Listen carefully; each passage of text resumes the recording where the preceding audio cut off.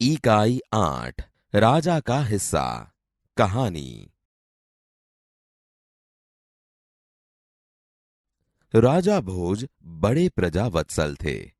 वे स्वयं राज्य में घूम घूम कर प्रजा की कठिनाइयों को देखा करते थे और उन्हें यथासंभव दूर किया करते थे।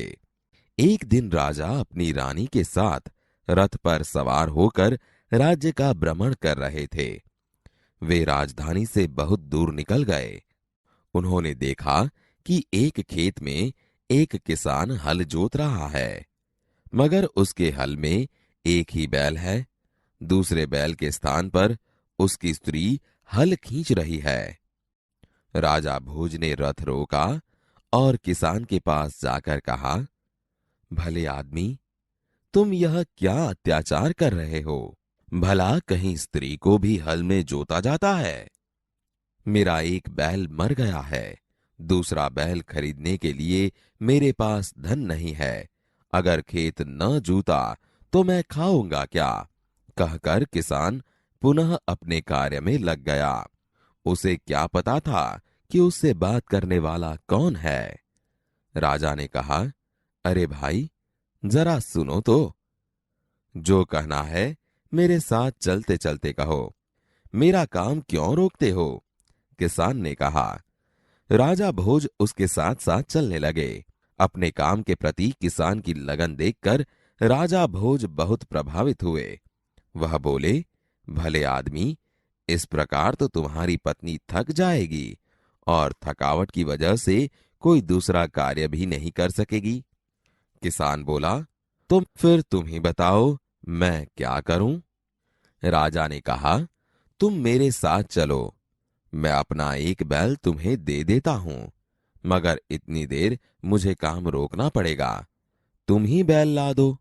किसान बोला, अच्छा ऐसा करो, तुम अपनी पत्नी को रथ के पास भेज दो, वह मेरी पत्नी से बैल ले आएगी।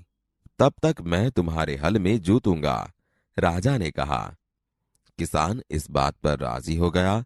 राजा भोज हल में जुत गए और किसान की पत्नी रथ के पास चली गई। उसने रानी को सारी बात बता दी। रानी ने पूरी बात सुनकर कहा, तुम्हारा बैल तो कमजोर होगा, वह हमारे बैल का साथ नहीं दे सकेगा, इसलिए तुम दोनों ही बैल ले जाओ। किसान की पत्नी दोनों बैल लेकर खेत पर पहुंची। किसान बहुत प्रसन्न हुआ। राजा भोज ने कहा, अगर कभी कोई दिक्कत हो तो मेरे पास आना। कहकर राजा भोज ने उसे अपना परिचय दिया तो किसान बहुत शर्मिंदा हुआ। उसने राजा से बार बार क्षमा मांगी। राजा प्रसन्न होकर वापस चल दिए। उस बार उस किसान के खेत में बहुत अच्छी फसल हुई। उसके आश्चर्य का ठिकाना न रहा जब उसने देखा कि खेत के जितने हिस्से को राजा भोज ने जोता था उसमें मोती उगे थे, बाकी के हिस्से में उम्दा किस्म के गेहूं उगे थे। किसान बहुत प्रसन्न हुआ। किसान ने सारे मोती इकट्ठे किए और राजा भोज के पास जा पहुंचा। उसने सारे मोती राजा भोज के चरणों में रख दिए और राजा को सारा किस्सा कह सुनाया। राजा ने कहा, ये मोती तुम्हारे खेत में उगे हैं, इन पर तुम्हारा हक है, इन्हें तुम ही अपने अधिकार में रखो। नहीं महाराज, यह आपके परिश्रम का प्रताप है, इसलिए मैं इन्हें नहीं ले जाऊंगा। मेरी प्रार्थना है कि आप इन्हें राजकोष में जमा कर लें और गरीबों की भलाई के लिए काम में लें। किसान ने प्रार्थना की। किसान की बात सुनकर राजा बहुत प्रसन्न हुए और उन्होंने मोती स्वीकार कर लिए।